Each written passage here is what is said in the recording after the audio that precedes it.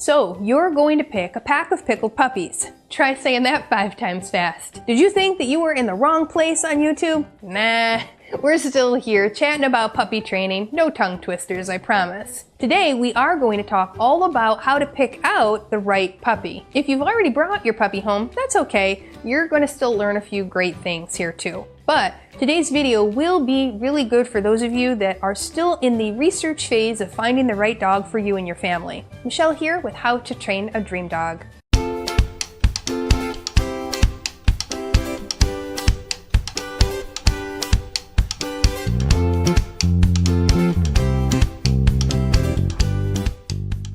Now go ahead and hit that subscribe button.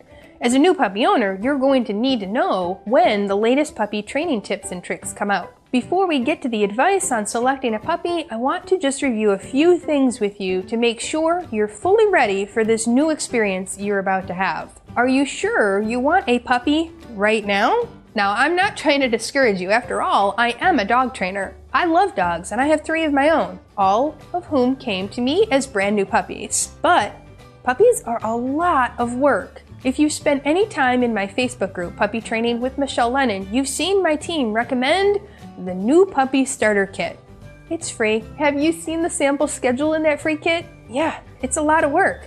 The schedule is pretty full. You can grab the new puppy starter kit from the link below this video. But puppies are like newborn babies. They have needs that humans have to be able to meet. So it's important to know what kind of responsibilities you'll have before bringing home that furry fluff ball. I've had clients come to me shortly after bringing home a new puppy and they say, Michelle, I work a full-time job away from home. How do you expect me to follow this schedule? That's a good question. I don't expect it, but your puppy does. The puppy didn't choose to come to your home. You chose him or her, and now you have to provide for his or her needs. Sorry to be frank with you, but it's good to evaluate all the realities of puppy ownership before you bring him or her home. Some people might find that an adult dog who has already established some good habits, like crate training and potty training, is a more suitable choice for their lifestyle. Or sometimes people realize that owning a dog is a little too much responsibility for them at all. Now, I admire people who recognize when it is the right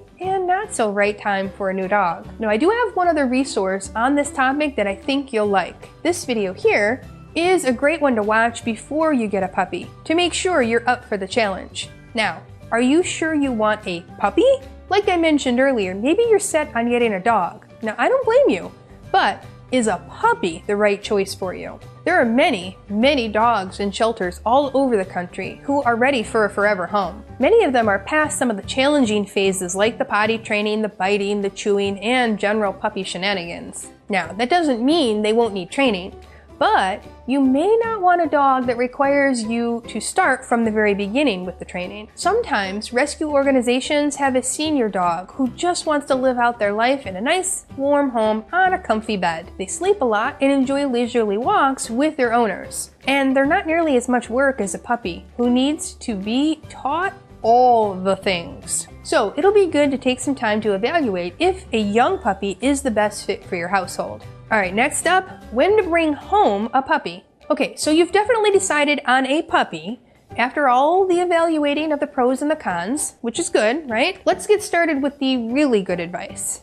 When is the best time to bring a puppy home? Well, let's talk about the puppy first. Then we're going to talk about the home. Now, your puppy really should stay with the littermates and mother until at least 8 weeks of age.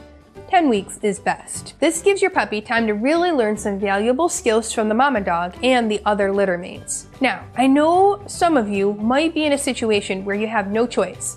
Perhaps the mother dog was sick or unable to care for the pups. We can definitely work that through if you're bringing home a very young dog, but you might want a little extra help to navigate some of the issues that might crop up. Now, I'd recommend the online course that we offer, 30 Days to Puppy Perfection. If you enroll at the pro level, we can actually help you on the Zoom calls or in the private student Facebook group. Now, I do have a student who brought home not 1, but 2 puppies that were 6 weeks old. Yeah, she was a busy dog mom, but we helped her a lot. She's doing an amazing job, and so are those pups. It was pretty hard at the beginning, but we guided her through all the tough spots. Okay, let's talk about the schedule here. So another thing to evaluate when thinking of the best time to bring a puppy home is your schedule. Like I mentioned before, young pup needs a lot of attention. So you might plan for that new puppy to arrive when you can take a few weeks off of work. Or if you have kids home from school who can help out with some of the chores. Or maybe you have a relative staying with you for a while who can take on a few shifts for the potty breaks, or the puppy meal times, or the playtime. Just think ahead to a time when there's an opening in your schedule, or when you can clear your schedule. You are going to be surprised by the amount of time it takes to raise a puppy. Now, another thing to keep in mind, what's the weather going to be like when you bring home your puppy? Now, I'm not gonna lie, taking a dog out 10 times a day in the middle of winter is not fun. Well, unless you live in a really sunny, warm place. Then you might want to avoid a new puppy in the summer though, when it's really, really hot. So just think that through and think about how often you'll be going outside at first. Of course, as the puppy grows up, this is going to become less of an issue. But I always recommend going outside with your dog when he has to have a potty break. Even as an adult. Now, you can actually learn so much from your dog's bathroom habits. That's usually the first place you might notice signs of a medical issue perhaps. Or maybe he's eating a toy a little too much and now you're finding pieces of it in the poo. That's a good thing to note. Okay, let's talk about what kind of puppy you should get. Moving on to what kind of puppy you should get, there are so many choices. I want you to take some time to evaluate your daily life. What do you like to do with your spare time? What do you do as a family? What is important to you? Are these things that your dog can also enjoy too? Now, if you love to hang out at home, curled up by the fire with a good book and just lounge all weekend, maybe you need a little less active dog who likes to sleep a little more. And if you're an active type of guy who loves hiking and swimming and all kinds of outdoor activities, and you're looking for a companion, maybe you need a breed who has a higher stamina and loves those things too. Breed can play a huge role in what your dog wants to do, and he or she will rely on you to provide that opportunity. But more than just breed, you'll want to look at the exact lineage of where your dog came from, if you can. That will help tell you the most about the temperament of your dog and what he might like to do. Now, if you want to dig in a little deeper in this topic, go ahead and check out this video here. And do some additional research on your own too. Think about what the breed was designed to do and know that your dog will likely want to do those things too. So, try to find a dog that will fit in more harmoniously with your household. Now, if you can, try to get to know the parents of any puppies you're considering. Ask the owner of the parents what their dogs are like. What do they like to do? What is their temperament like? What are their best traits? And what are their favorite or least favorite behaviors? And are those least favorite behaviors a training issue or a personality issue? What about where to get a puppy? Alright, so that was a lot of great info to evaluate, but now let's talk about where to find that puppy of yours. You might find that a breeder is the best source for you, if you're looking for a very specific breed or type of temperament. Be sure that your breeder is reputable and has puppies' best interest in mind, not the money. A good breeder may just break even, but that's not what matters the most to them. What matters is a healthy, sound dog with good temperament. Does the breeder keep the dogs in the house? This is ideally where the pups should stay. They should not be kept outside away from human contact or in a barn without exposure to people and other household sounds that will be similar to your home. The breeder should take the pups to the vets for exams and vaccines that are age appropriate. Really good breeders will work on exposure training and crate training and potty training with puppies. Now, these skills won't be rock solid when you bring the puppy to your home, but they will have helped by starting the training process. Good breeders will be able to provide a history on all the dogs they have used for breeding, or if they have bred with any other dogs. They will know if there have been any health issues with any of the puppies or the parents or relatives of the mother and the father. I love it when the breeders send me home with a binder filled with the lineage and the pictures and all the documents. They should send you home with the food they've been feeding the puppies so that you aren't left scrambling on the first day with a new puppy. Side note, if you decide to switch your puppy's food, be sure to do it slowly and gradually. Never introduce new foods to your puppy all at once. We usually mix a little of the old with a little of the new for the first few days, and then eventually it might be 3/4 of the new to 1/4 of the old. Eventually it's just all new. But good breeders will have temperament tested their puppies as well. While this doesn't always mean that the puppy's temperament is a true representation of their future behavior, it can definitely shed light on their personality when you're picking them out. Picking a puppy or a dog from a rescue or a shelter is also a fine idea too. Sometimes the shelter or rescue group doesn't really have a lot of information about the puppy's temperament or the behaviors. If you decide to get a puppy from a shelter,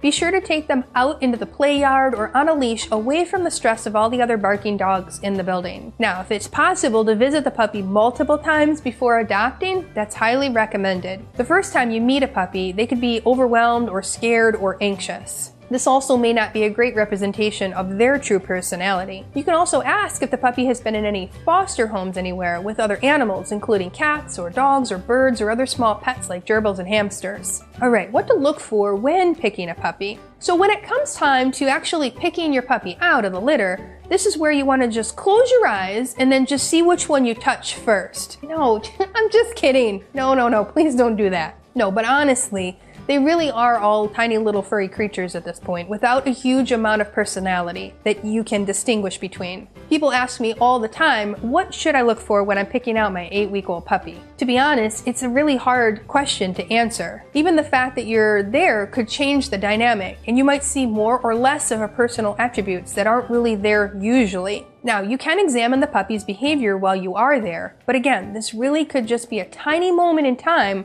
that's not really indicative of their true personality. It's kind of like trying to figure out what career might be interesting to someone when they're 1 year old. There's so much more that will go on before we know all that. And what that baby's exposed to in their life will also make a huge difference too. Well, that's the role of training for your puppy. There's individual personality traits and then there's training. Both will play a big part and a big role in how your puppy acts. Now, whoever has spent a lot of time with the puppies, like the breeder or the staff or the rescue at the shelter, they can probably advise you on any personality traits that the puppy is exhibiting. A good breeder will take some time to understand your lifestyle and what you're looking for, and will recommend the best one for you. Now, in case you're wondering about temperament tests, there are several out there. We typically follow the Volhard temperament test, but it can't be done till the pups are about 7 to 8 weeks old. But keep in mind, it doesn't mean much if the environment isn't conducive to the dog's temperament. I do want to make a side note about service or therapy dogs. Some people are looking for a dog that might fulfill a specific role of emotional support or service for a disability or therapy. Most of the time, these dogs are bred specifically for the role that they will play. Now, unless you're connected with an agency that does this professionally, now it's not likely that you will be able to tell if your puppy is appropriate for this kind of work. If you are truly planning to ask the dog to perform these functions, you will want to work with the service or support dog agency, not just a breeder or the rescue organization. I'm sure you were hoping I could tell you to pick the one with the best flippy floppies and the one with the left paw that has a little white mark on it, and you'll be just fine. But as you see, there's a lot more that goes into this. Picking the right dog is only the first decision that you'll have to make as a new puppy owner. The next big decision is how you will train the dog. And we've got a great resource for you. My free Better Puppy Behavior Workshop will equip you with more information on how dogs think and learn, and all about the good ways to train. I think you'll love it, so that would be the next place I go after you're done with this video here. Now in the comments below, tell me what kind of puppy are you looking for, and why?